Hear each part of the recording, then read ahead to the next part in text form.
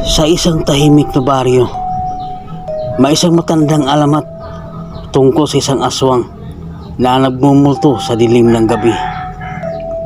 Ang mga tao'y natatakot dahil kahit sino ay maaaring maging biktima. Ang aswang ay kilalang may dalawang buhay. Sa araw, siya ay tila normal na tao. Pero sa pagsapit ng gabi, nagiging nilalang siya ng dilim. Isang gabi, nagpasya si Aling Rosa na magbenta ng mga prutas sa palengke kahit madilim na. Wala siyang kaalam-alam sa panganib na naghihintay. Habang siya naglalakad, may naririnig siyang mga bulong mula sa mga daan. Parang may nagmamasid at ito'y nagbibigay sa kanya ng takot. Bumilis ang kanyang hagbang, ngunit sa kanyang likuran, narinig niya ang yapak ng isang tao. Natakot siya at tumingin sa likod, pero wala siyang nakita. Ang kanyang puso'y kumabog ng mabilis na parang drum. Walang ibang naririnig kundi ang kanyang hininga at ang bulong ng hangin. Ayon sa mga matatanda, ang aswang ay maaaring magbihis ng anyo ng sinuman. Subalit, may mga palatandaan na maghihiwalay sa kanyang anyo ng tao.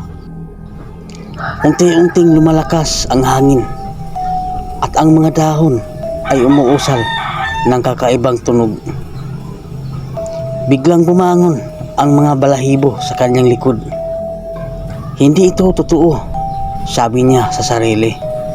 Ngunit ang kanyang takot ay walang katulad.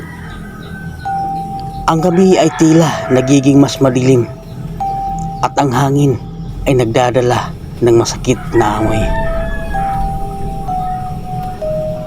Habang siya naglalakad, may nakita siyang anino na sumunod sa kanya. Palakas ng palakas ang tunog ng mga yapak. Si Aling Rosa ay nakakita ng isang batang babae sa gitna ng daan.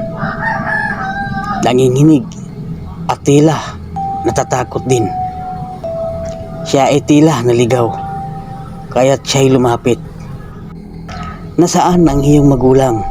tanong niya. Pero walang tugon ang bata.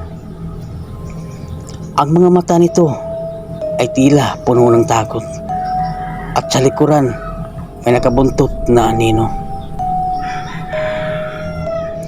Biglang nag-flash ang liwanag mula sa isang bahay at napansin ni Aling Rosa na may mga tao sa loob.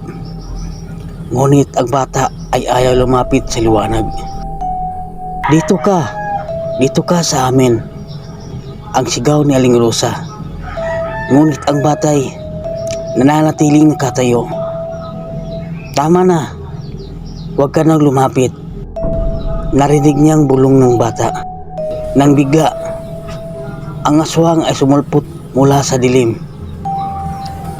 Isinumpong ang kanyang tunay na anyo. Ang mga pangil ay nakabitin at ang mga mata ay nag-aapoy. Si Aling Rosa ay nagtakbuhan pabalik, pero ang aswang ay mabilis at naglaho na parang hangin.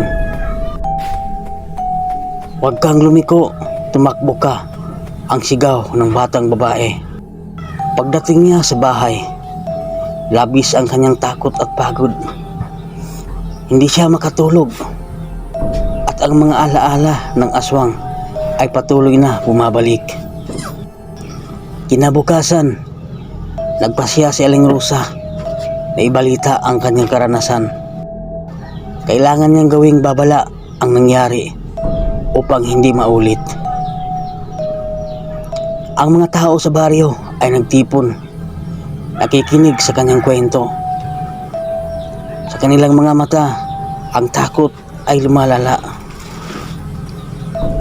"May aswang na nagmamasid sa atin. Tayo'y kailangang maging maingat," ang sigaw ni Aling Rosa. Ang iba'y nananatiling nag-aalinlangan.